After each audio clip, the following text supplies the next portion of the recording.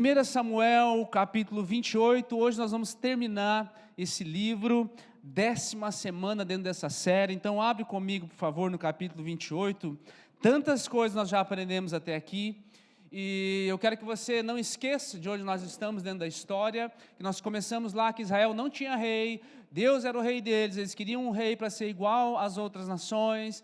Deus concede esse rei para eles. Por que eles queriam um rei? Eles queriam um senso de segurança, destino, identidade, que eles conseguissem ver além do Deus que eles não conseguiam ver. E aí no fim das contas nós vemos que esse rei começou muito bem, mas no meio do processo ele se afasta, e agora são os capítulos finais. Hoje a gente vai terminar esse capítulo, é o capítulo 28 e o 31. Pastor, e a história do meio, 29 e 30? Eu vou guardar para você lá no final para fazer um paralelo do que acontece ali. O que está acontecendo com Saul? Lembra que na última palavra que eu trouxe, faz 3 semanas nós tivemos a pausa da série, bati bastante nos homens, né? Se tem homens aí estão com a cicatriz ainda sarando. Nós começamos aonde? Samuel tinha morrido. Nós começamos a série, Samuel estava nascendo, agora Samuel morreu. Davi estava meio abalado, né? O seu mentor, aquele que ele estava inspirado, tomou algumas atitudes que não devia tomar. Agora, no fim, ele casa com uma mulher chamada Ainoã e aproveita, já que aquela viúva inteligente, esperta, bonita, né? Abigail casa com ela também. Nesse ínterim, está acontecendo alguma coisa com Saul também. E é onde a gente entra aqui, verso 3 em diante. Samuel já tinha morrido, já havia morrido. E todo Israel tinha chorado e tinha sepultado em Ramá, que era a sua cidade. Saul havia desterrado os médios e os adivinhos, ou seja, ele tinha banido eles. Os filisteus se reuniram e foram acampar em Sunem. Saul reuniu todo Israel e eles acamparam em Gilboa. Quando Saul viu o acampamento dos filisteus, foi tomado de medo e muito se estremeceu o seu coração. Começamos a jornada aqui, querido, eu queria que você prestasse atenção nisso, porque depois que a presença de Deus se afasta de Saul, você percebe que medo e insegurança é um tema recorrente na vida dele. Sempre que nós levantamos aqui o assunto de Saul dentro dessa série aqui, geralmente ele está com medo ou insegurança, geralmente ele está pensando na reputação dele, o que vão pensar dele, o pessoal não sei se vai continuar me seguindo, então ele vai lá, se atravessa, ele sacrifica primeiro, eu não sei se é assim, se esse pessoal que está comigo não vai gostar de eu ofertar tudo isso aqui para o Senhor, então quer saber de uma coisa, eu vou separar um pouco para mim, vou dar um pouco para Deus, e nesse processo todo de fazer as coisas do jeito que ele acha, não sei se eu preciso servir a Deus desse jeito, não sei se eu preciso me submeter a esse tipo de liderança, então eu vou fazer, eu acho que do jeito que eu quiser, eu não preciso me submeter a sacerdote nenhum, afinal de contas Deus me ungiu, eu também sou ungido de Deus, ou seja, eu também sou filho de Deus, eu posso decidir algumas coisas. Esse é um indício, esse é um indicativo de que você está debaixo de um espírito que te leva para longe da presença de Deus.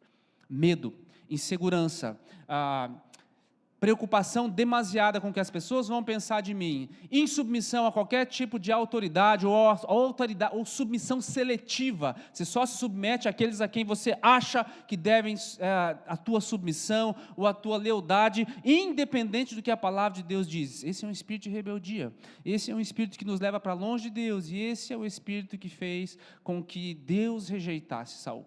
E nós vamos ver hoje, essa palavra ela é mais direcionada para nós, que somos crentes, para nós que como Saul estamos no meio do povo de Deus, para nós que como Saul fomos ungidos em muitos momentos, mas em algum momento talvez a gente se perde um pouco nisso. Quantos de nós temos um medo muito grande da morte?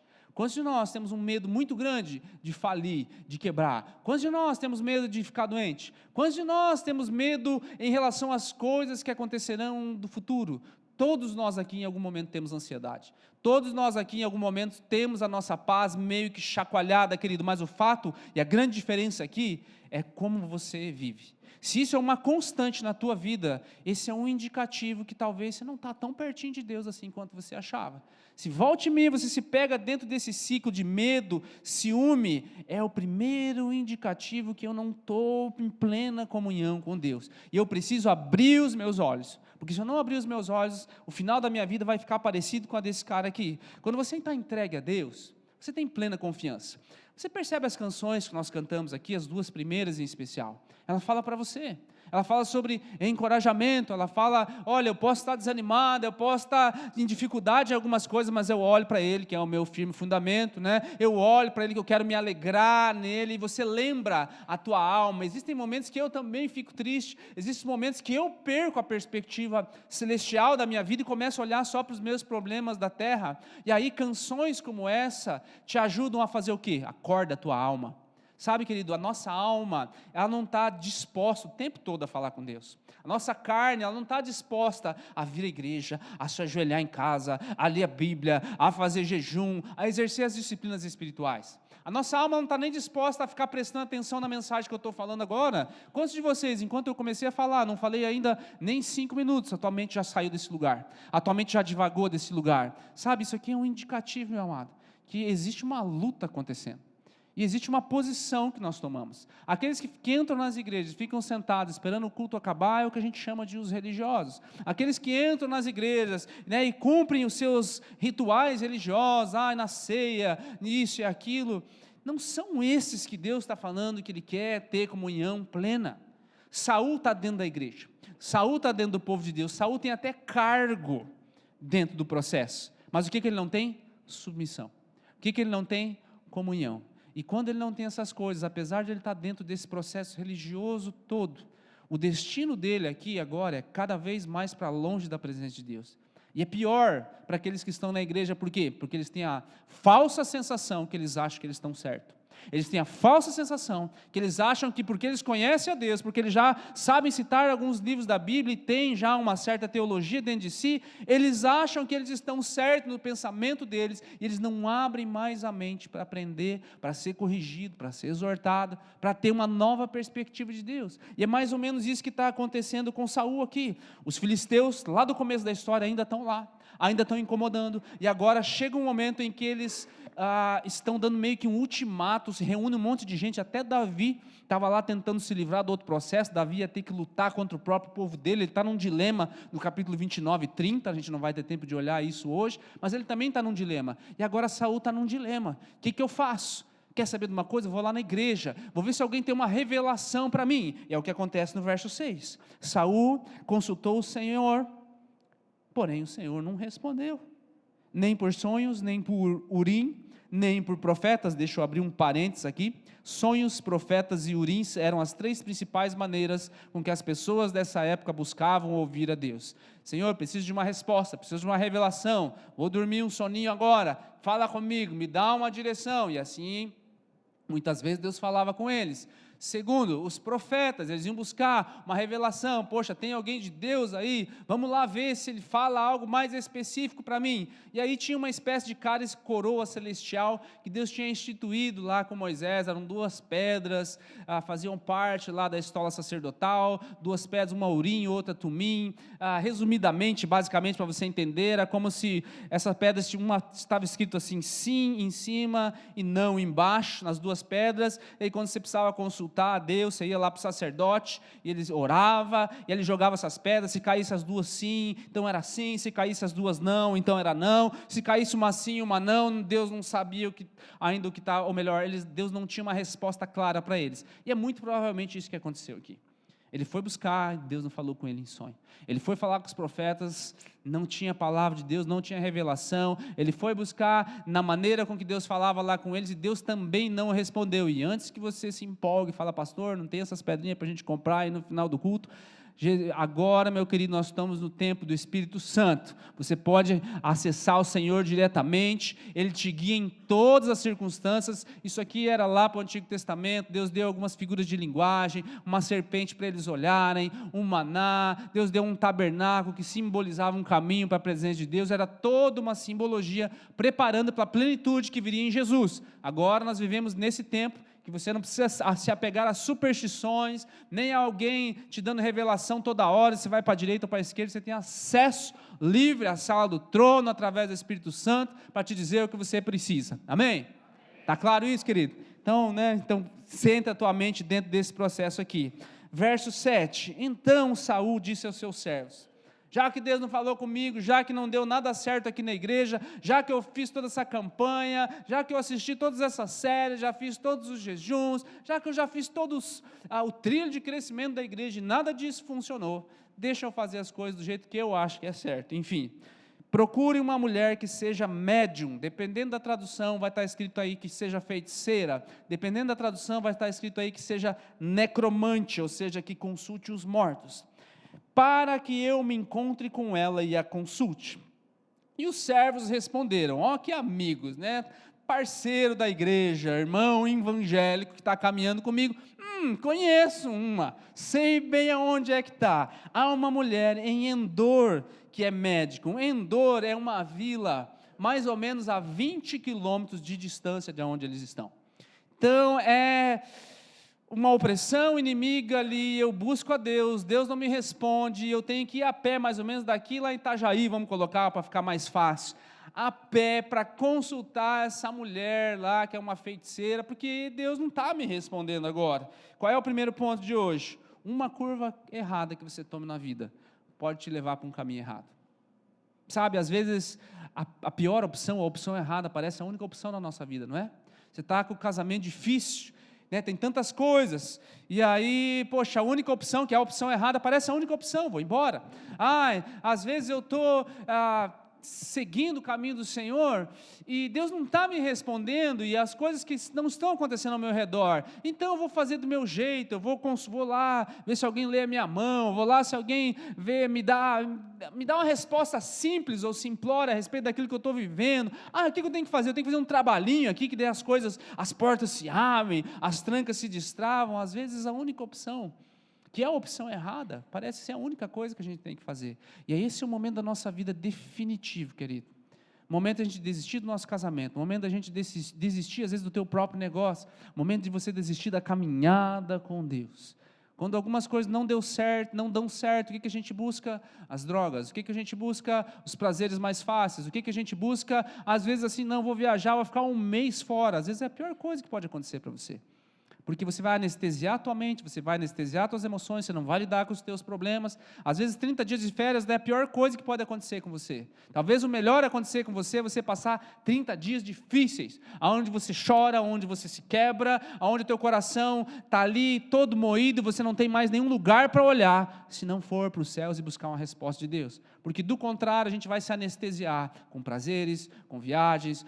O que eu posso fazer? Eu só tenho para eu usufruir da vida é só comer, né? Comer é bom, então você vai se largar em cima da comida e vai entrar dentro de um outro processo de obesidade mórbida. Você vai se largar naquela série interminável de 300 horas para poder terminar, e aquilo ocupa um tempo medonho da tua vida e que nunca mais se recupera e não te dá nada, a não ser uma anestesia mental para que você não olhe os problemas. Você acha que não é isso que está acontecendo com o nosso país hoje? Vivendo a tragédia inimaginável, histórica, nunca antes acontecida, num estado inteiro. E quando você olha para a televisão, quando você olha para algumas notícias, para alguns artistas, parece que eles estão anestesiados, eles estão preocupados com o show da Madonna, eles estão preocupados com o cavalo que está em cima da casa e não com as pessoas, eles estão achando que são só 100 e poucas pessoas que morreram lá, e está tudo bem, é mais uma enchente qualquer. Você acha o que está acontecendo com essas pessoas, querido?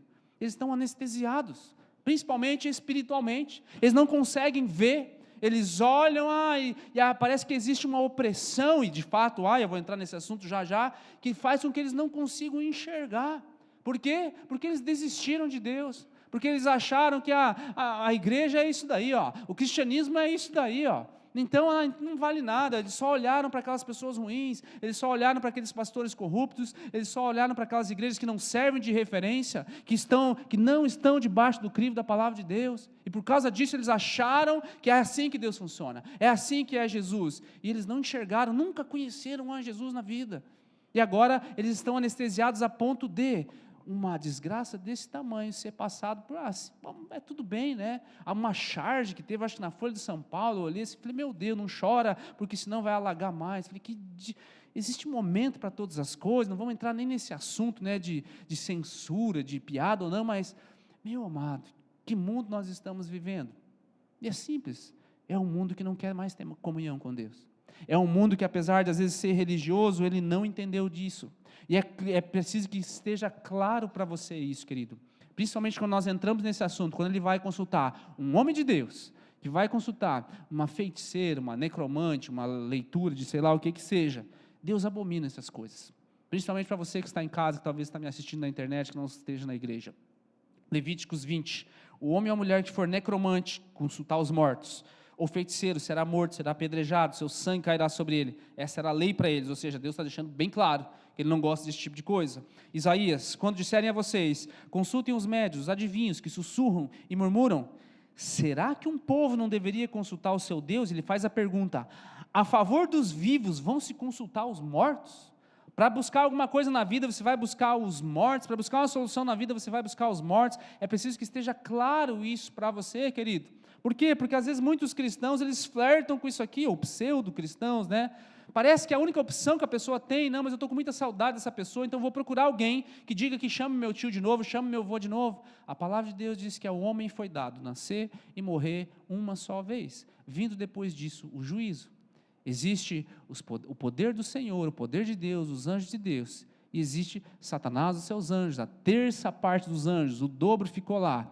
Existem duas forças atuando na terra? Sim, apesar de, não se confunda com isso, que essa filosofia dualista que está espalhada por aí, que existem duas forças, o bem e o mal, e ambas se equiparam. Não, sim, existem duas forças agindo na terra, o Deus e o inimigo, porém, Deus é soberano, Deus é sobre tudo, a autoridade está sobre ele já até inclusive escreveu qual é o fim da história e qual é o destino do inimigo dele. Então, o dualismo que traça um paralelo entre Deus e o diabo, assim, não é o melhor para você, né? Não adianta você ler Napoleão Hill, assistir vários filmes que falam sobre isso, querido, porque a tua mente vai confundir e você vai dar um poder para o diabo que ele não tem. A autoridade maior está sobre a tua vida, amém?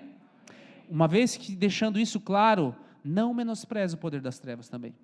Existe um certo poder dado pelo inimigo, e existe uma atuação dele na terra, uma certa permissão, e ele pode influenciar, sim, as pessoas em um determinado nível. Aqueles que estão fora da graça de Deus, aqueles que estão fora da autoridade de Deus, sim, estão sujeitos a esse tipo de coisa que Deus abomina, e a palavra deixa claro isso. Agora, o curioso aqui é que Paulo vai falar lá em Efésios que a nossa luta não é contra, você consegue me ajudar? Carne ou sangue, mas contra os principados, os poderes, as potestades, os poderes, dominadores das trevas, nas regiões. Então ele está falando que existe sim uma batalha espiritual. Existe sim uma atuação demoníaca na terra, e existe os anjos do Senhor ao nosso redor, enfim, todo esse processo que está acontecendo e que revela o desespero de Saul. Eu já vou entrar aqui no assunto dos mortos mais especificamente, mas o fato é que quem é que leva Saul lá para se consultar com essa mulher? Os amigos dele, o irmão evangélico que está ali na igreja. Então deixa eu fazer mais um paralelo para você aí. Qual é o crivo para você saber se é um bom conselho que você está recebendo? Se a pessoa tem uma carteirinha, está aqui, eu sou evangélico, pode acreditar em mim, segue o meu bom conselho. Qual é o crivo para você seguir o bom conselho, querido? Ainda que seja do teu irmão que está aí do teu lado, ainda que seja da pessoa que está atrás desse púlpito. É a palavra de Deus. Sabe, às vezes você vai ouvir um conselho de alguém que está caminhando contigo, mas às vezes a mente dele também está meio perturbada, a mente dele também está meio confusa. Então todo bom conselho, claro que deve ser recebido, querido, mas ele tem que passar pelo crivo da palavra de Deus. Agora preste atenção, Saul está desesperado aqui, certo? Está desesperado por uma resposta, mas não é a resposta de Deus que ele está procurando, ele está procurando uma resposta. Muitas pessoas estão assim. Elas estão desesperadas por uma resposta, mas não é a resposta de Deus que elas querem. O que elas querem? Uma resposta. E o que isso quer dizer? É o imediatismo. Muitas pessoas, elas oram a Deus assim: Senhor, eu preciso disso agora. E sabe como Deus olha para ela? Sim, agora você precisa olhar para esse pecado não confessado. Agora você precisa tratar disso aqui que está separando a comunhão que nós temos de nós dois. Agora eu preciso tratar com isso, para depois eu tratar desse teu outro problema. Agora, existem muitas pessoas que estão obcecadas, ou eu chamaria até de a idolatria da busca da vontade de Deus. Travestido de buscar a vontade de Deus está buscar a resposta. Se você está buscando a vontade de Deus, você sabe que ela é boa, perfeita e agradável, ela vai se manifestar em algum momento. Agora, quando eu não tenho paciência para que ela chegue, eu estou correndo atrás da resposta. Nos dias de hoje, a gente vê isso travestido nas igrejas como uma busca eterna pelo propósito. Você tem um propósito, tem que encontrar o teu propósito, e você vai atrás do teu propósito. Isso é bom, isso é bíblico, querido. Porém, quando eu deixo de seguir as orientações do Senhor para ir atrás simplesmente do meu propósito, o que eu estou querendo dizer? Eu quero segurança. Eu quero descobrir um propósito que diga assim, vai dar tudo certo para você. Eu quero descobrir um propósito que diz que eu vou ser bem sucedido em todas as coisas. E o que eu estou atrás de fato não é do propósito de Deus para mim. Eu quero uma declaração que acalme a minha alma e o meu coração, para daí eu poder seguir a religião ou o bom caminho.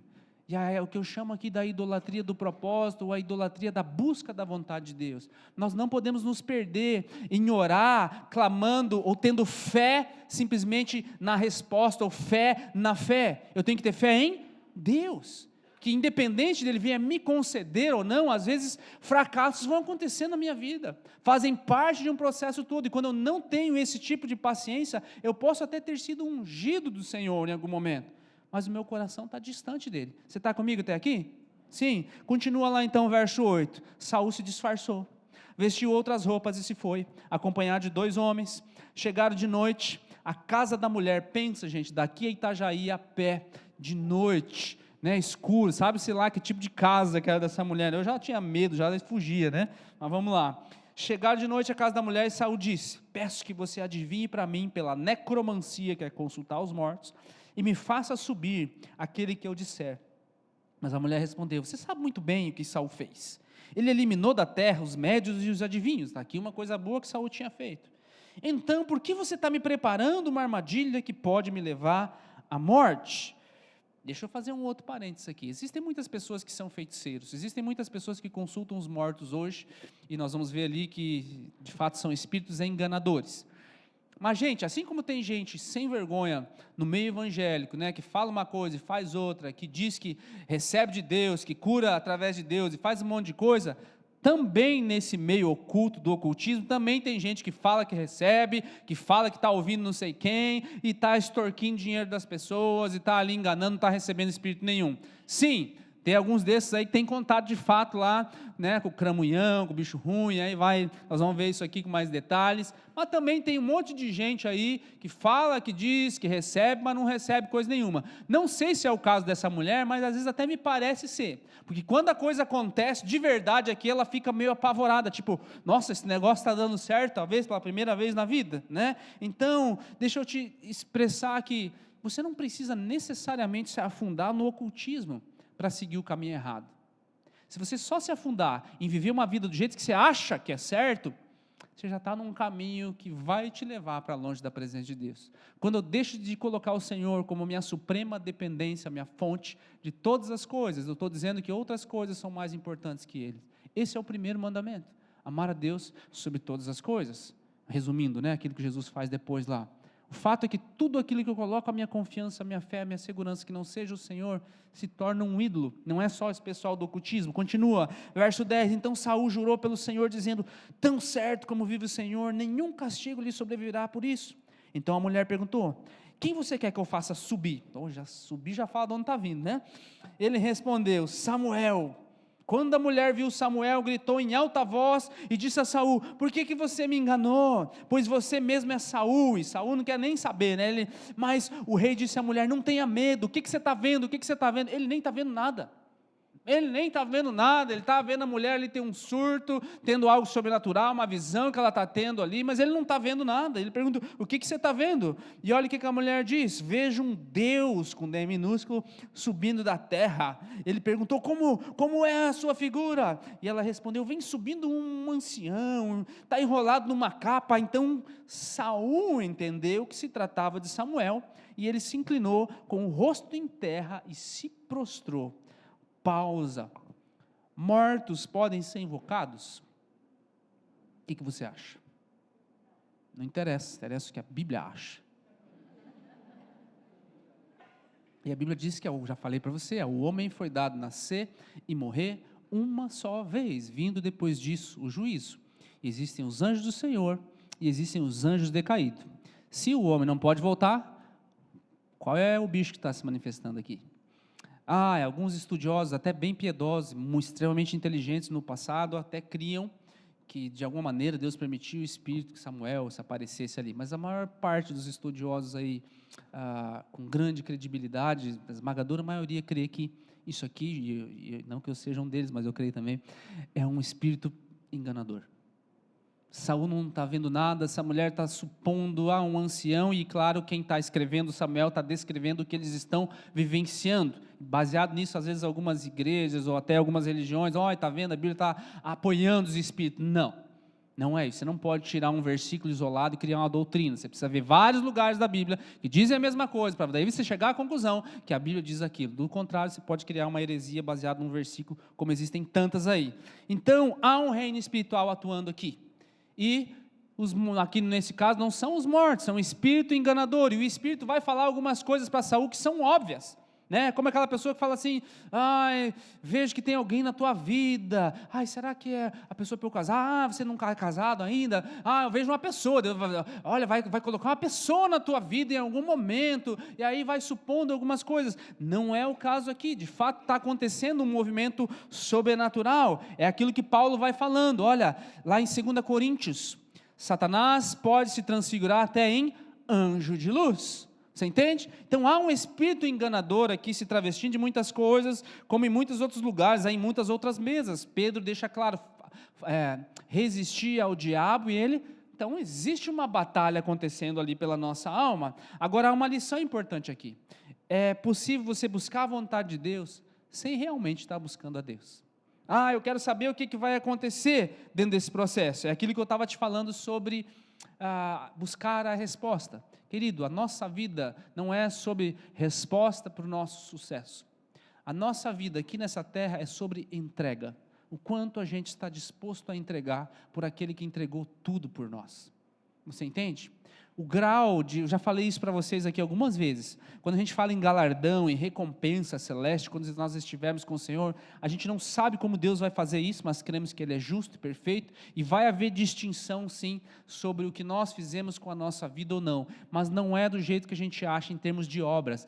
Esse pastor, esse pregador aqui, não, esse cara aqui vai ter o melhor lugar no céu. Você não sabe, porque Deus não mede em questão de obras ou feitos humanos, Deus mede na questão da quanto você renunciou para viver o que Ele pediu para você viver. Uma coisa é eu estar atrás do microfone, ser reconhecido pelas pessoas, ter oportunidade de viajar o mundo, evangelizando. No final do ano vamos lá para a Mongólia de novo, vamos fazer um monte de coisa, vamos para a Europa, vamos para a Disney, vamos para tudo que é lugar que nós pudermos ir, enquanto estivermos ali, e eu estou pregando a palavra de Deus, e muitas pessoas, quero crer que a minha vida vai servir para semear a palavra de Deus, e muitas pessoas vão entregar a Jesus através daquilo que eu faço. Porém, eu não sei se o meu grau de renúncia nessa vida, eu falei várias coisas boas que eu posso usufruir nesse processo de semear a palavra de Deus. Eu não sei se aquele irmãozinho lá, que ninguém nunca deu uma oportunidade para ele, que ninguém nunca reconheceu ele não tem uma página com seguidores no Instagram, ele está lá do outro lado do mundo, entregou a vida dele, ele renunciou tudo, inclusive a fama e outras comodidades da vida para servir a Deus. Você acha que eu mereço mais do que ele, ou que eu renunciei mais do que ele? Eu não sei.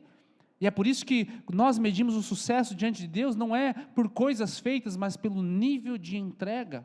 E quando a gente busca na vida apenas respostas para o sucesso, nós nos perdemos diante de todo esse processo. É onde entra meu terceiro ponto aqui, que a decisão errada vai me levar para um beco sem saída, que é o título da palavra de hoje.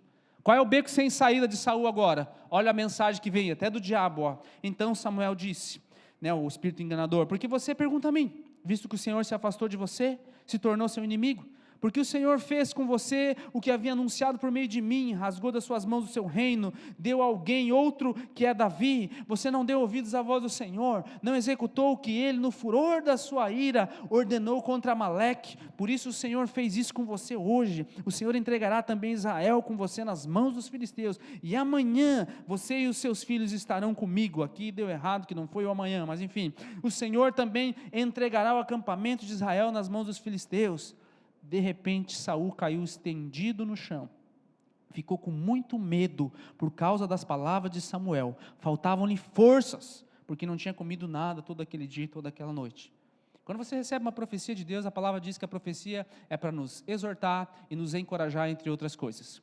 Exortar significa sim, chamar a tua atenção, mas o objetivo final é que você corrija o teu rumo e aquilo te traga ânimo para você trilhar o caminho de Deus. Quando você ouve uma falsa profecia, quando você ouve um falso entendimento de Deus, esse é o sentimento, desencorajamento total.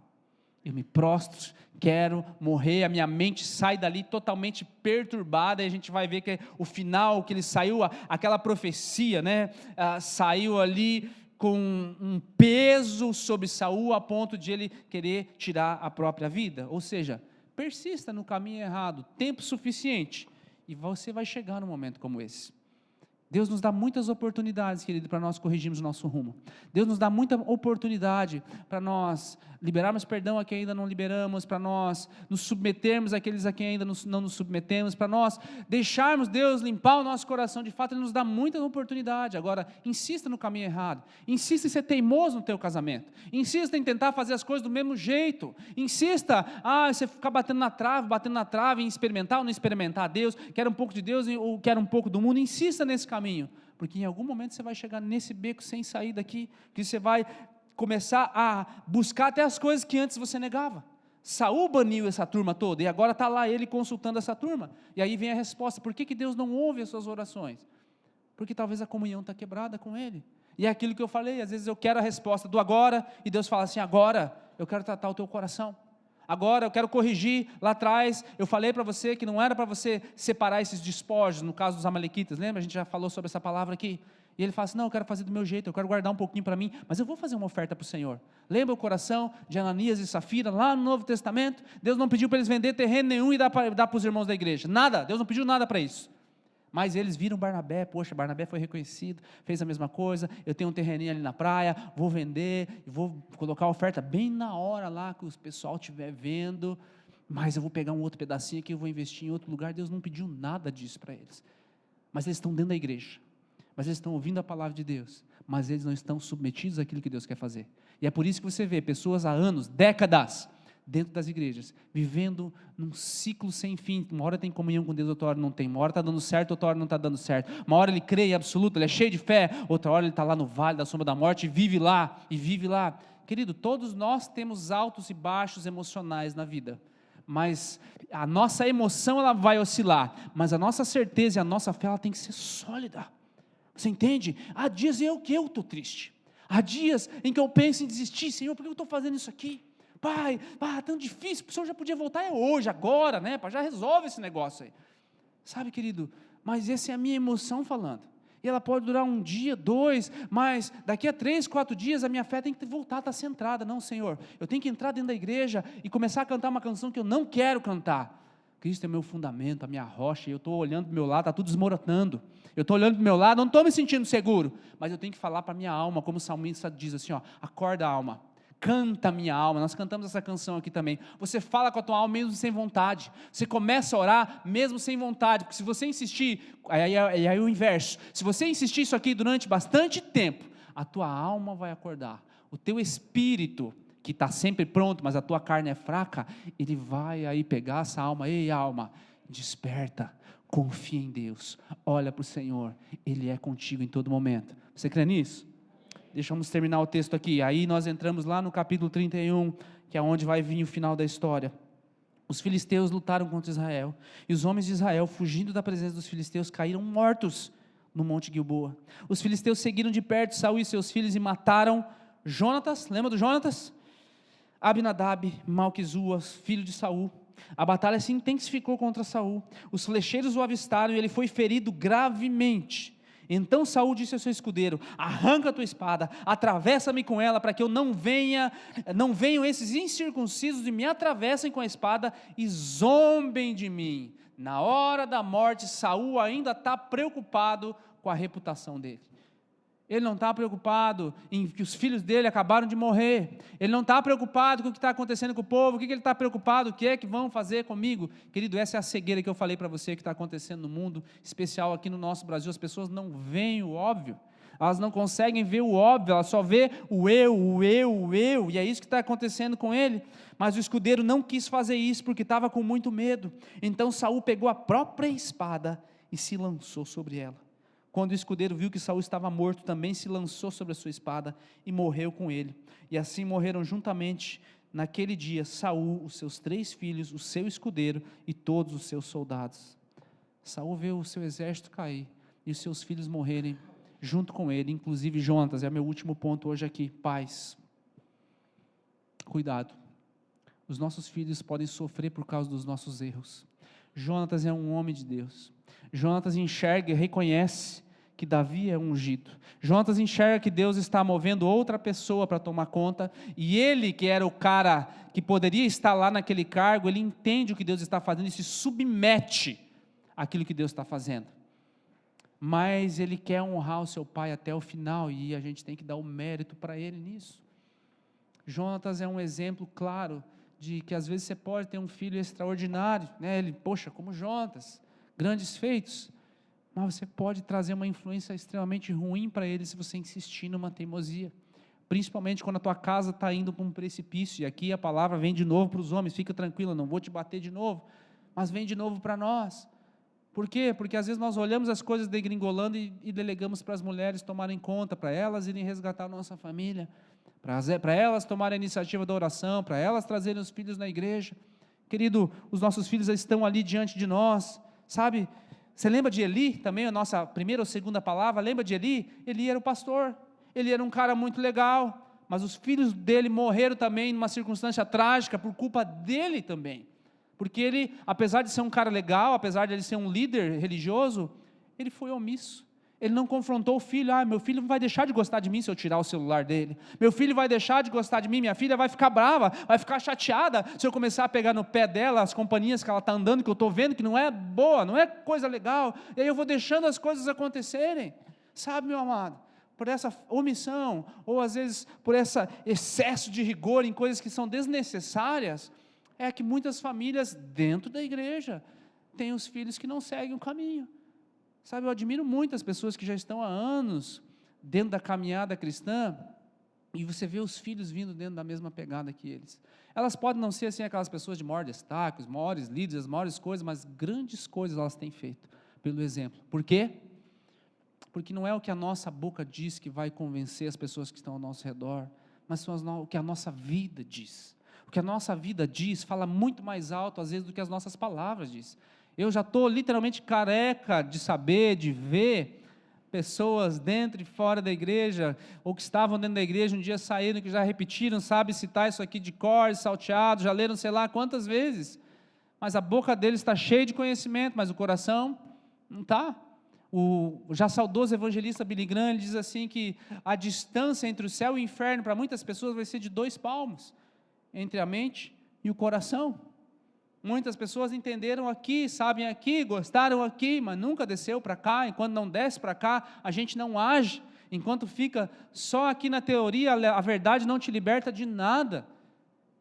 A prática dessa verdade, a vivência dessa verdade é que vai te libertar. Não adianta confessar Jesus com a boca, fazer a oração do pecador, levantar a sua mão, preencher uma ficha, ganhar uma Bíblia nova. Se durante a vida, mesmo dentro da igreja, você ainda é rebelde, você ainda tem aqueles comportamentos que você sabe que estão lá e não quer lidar com eles. Todo mundo aqui tem pecado, inclusive eu. A Bíblia diz, aquele que diz que não tem pecado, já está pecando, já pelo orgulho, né? Mas o fato é que nós temos que estar constantemente indignados com a vida errônea que nós vivemos, com aquelas pontos da nossa vida, aquelas áreas da nossa vida que necessitam ser lavadas pelo Espírito Santo. Há uma grande diferença em você passar uma vida inteira errando deliberadamente e você passar uma vida inteira lutando contra o pecado, porém errando e muitas vezes nesse processo. Há uma grande diferença nisso, porque isso vai demonstrar se você crê ou se você não crê. O ladrão da cruz não pôde ser batizado. Mas o irmãozinho que estava passando do lado, que ouviu lá Felipe falando, ele não ia ter mais contato com ele, achou um riozinho ali, já foi batizado. E o outro que estava caminhando lá, aquele pessoal lá caminhou um pouco mais na igreja, depois que eles tiveram entendimento, eles foram batizados. Ou seja, não é o fato em si que vai dizer se eu vou para o céu ou não, se eu estou obedecendo a Jesus ou não, é quanto isso está no teu coração. Se você quer fazer isso de qualquer jeito, de uma maneira religiosa, se você tem uma urgência por fazer isso, se você não pode fazer isso, que é os 3 casos que eu citei isso aí. O ladrão na cruz não pode fazer isso.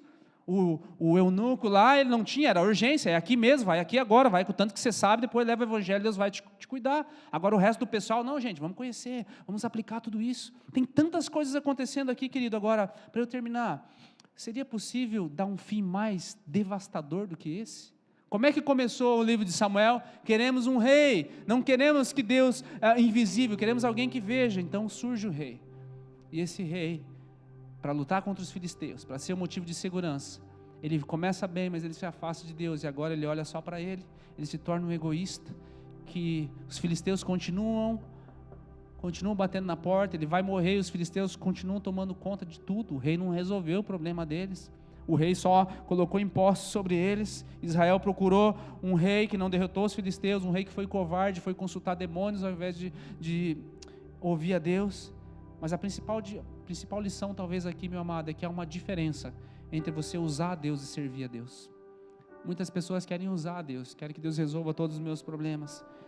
O livro de Crônicas e o livro de Reis é um paralelo ao livro de Samuel, quando você for ler. O livro de Reis é uma perspectiva mais política a respeito da mesma história. O livro de Crônicas é uma perspectiva sacerdotal a respeito da mesma história. E quando Crônicas fala a respeito desse acontecimento aqui, olha a perspectiva do sacerdote, Crônicas capítulo 10.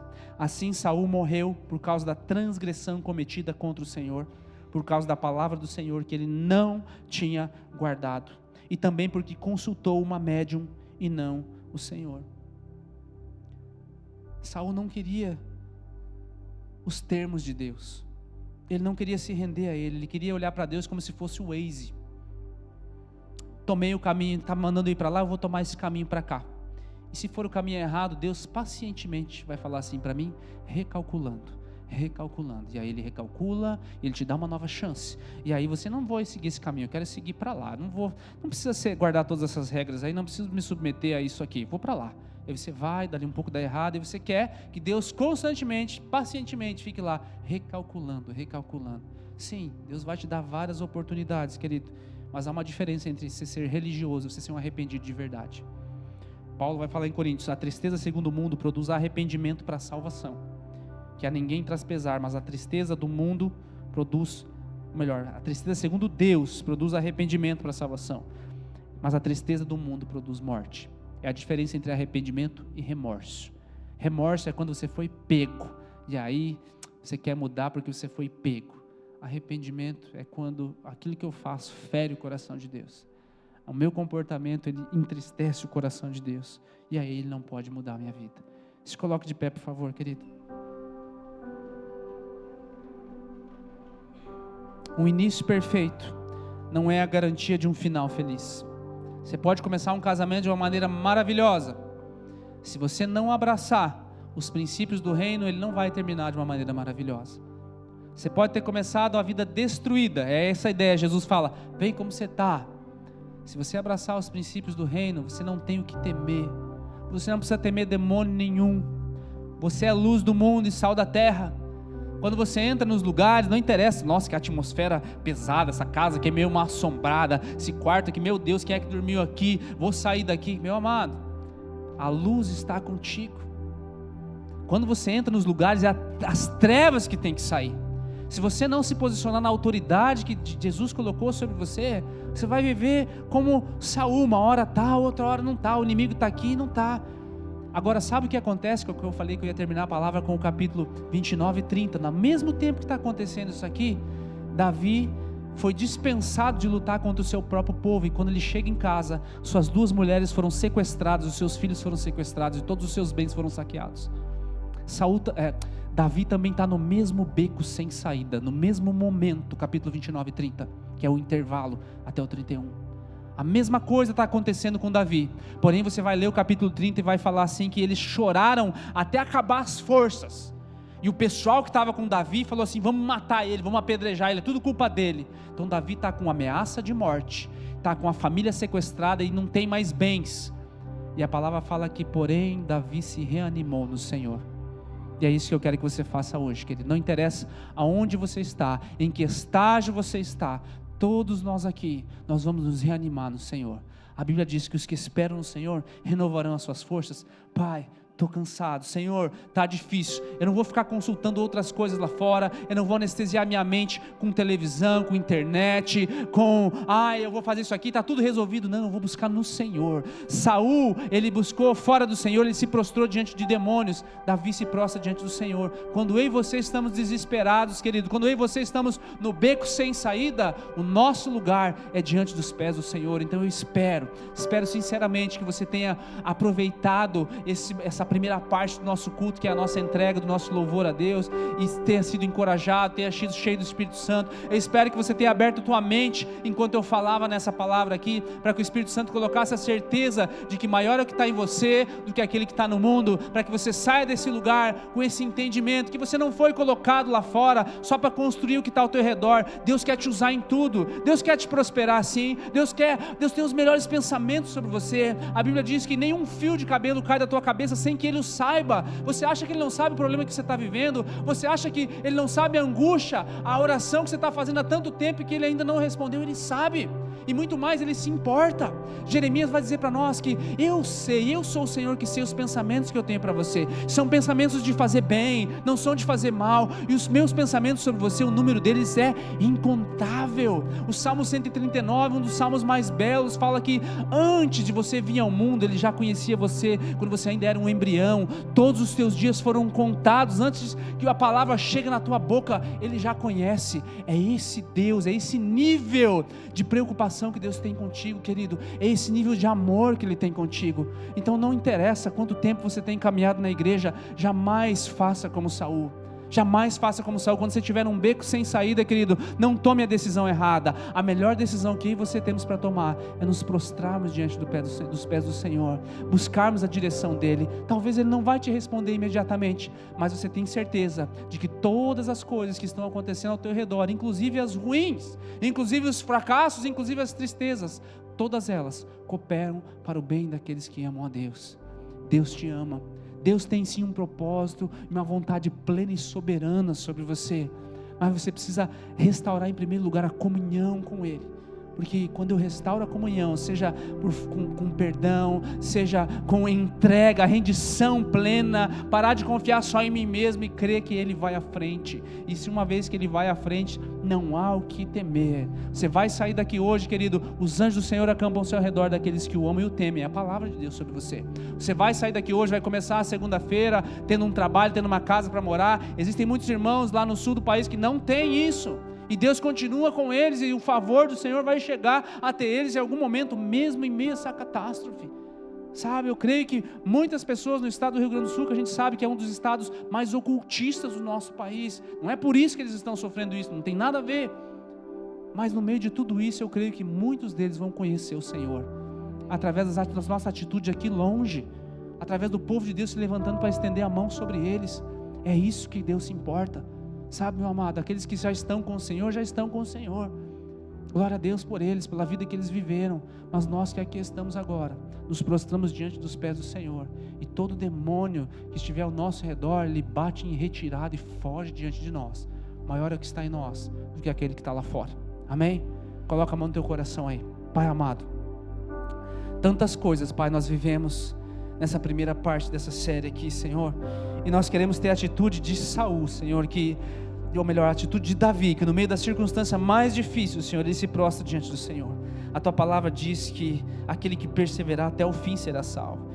Paulo fala para nós combatermos o bom combate, completarmos a carreira guardando a fé, Senhor, e é isso que nós queremos viver. A tua palavra diz, Senhor, em Deuteronômio, existem dois caminhos, eu coloco diante de ti a bênção e maldição, a vida e a morte, escolhe a vida. Nós queremos escolher a vida, Senhor, sobre cada pessoa, sobre cada casa que hoje eu te peço, Senhor, que a tua graça, que o teu favor seja derramado, ó Pai, que a tua unção repouse sobre cada um deles, Senhor, e aqueles que estão vivendo um beco sem saída em alguma área, seja no casamento, seja no trabalho, ó Pai, seja nas emoções. Espírito Santo, vem com provisão, vem com direção, ó Pai, que eles possam entender a tua voz, a tua direção, até mesmo no teu silêncio, ó Pai, na ausência momentânea da tua resposta, Senhor, e que eles saiam daqui, Senhor, nessa noite, Pai, impactados não apenas pelo meu muito falar, mas pela convicção do Espírito Santo dentro deles, pela voz do Espírito Santo dentro deles, um fogo inquietante, ó Pai, um fogo que não se apaga, Senhor, a voz de muitas águas soprando na nossa mente, Senhor,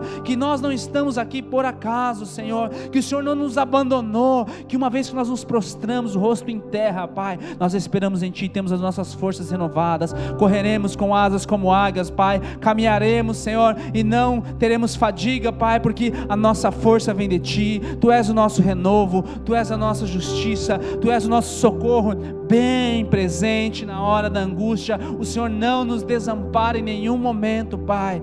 Tu és a nossa rocha, o nosso firme fundamento, Senhor.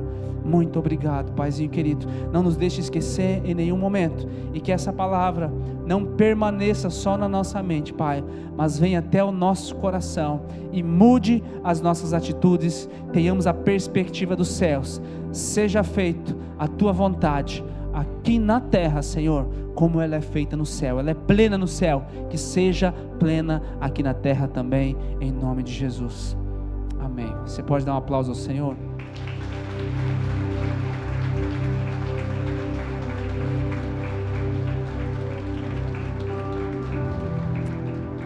Amém. Eu vou te pedir para você sentar uns minutinhos. Nós temos, as crianças já estão lá atrás.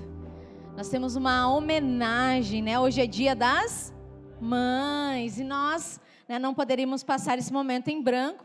Nós temos uma homenagem das crianças lá do Play para vocês.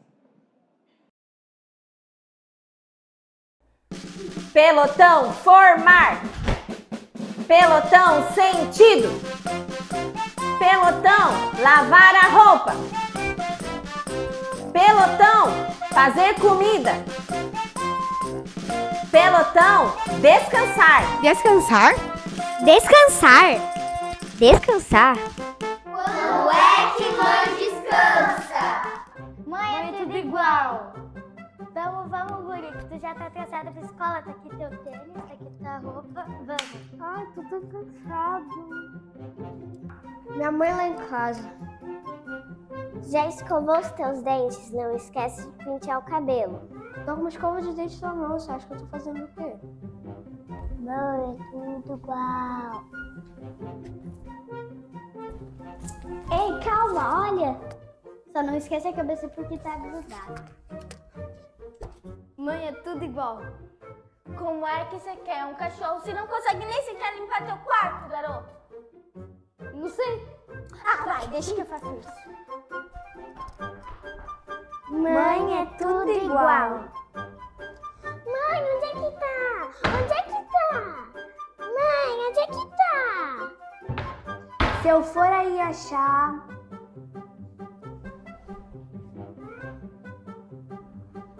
O que é isso aqui?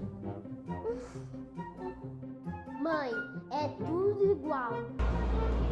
Menina, larga esse jogo, vai estudar. Não, eu tava passando de fase. Filha, não esquece de lavar o casaco.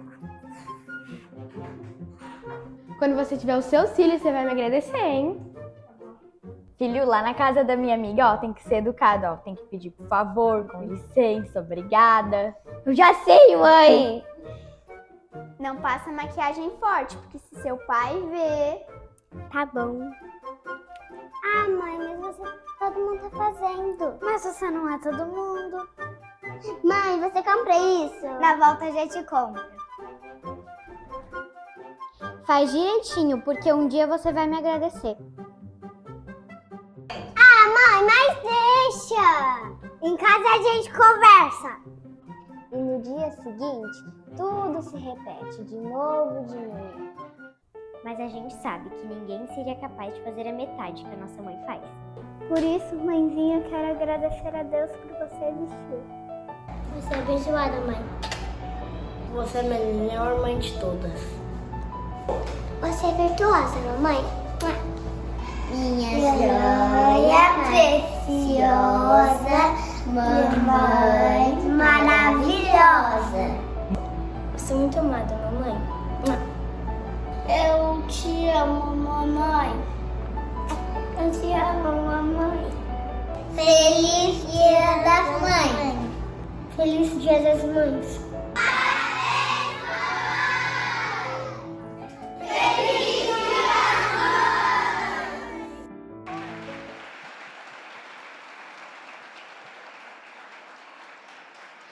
Parabéns, mamães, né? Que seu dia tenha sido abençoado. As crianças podem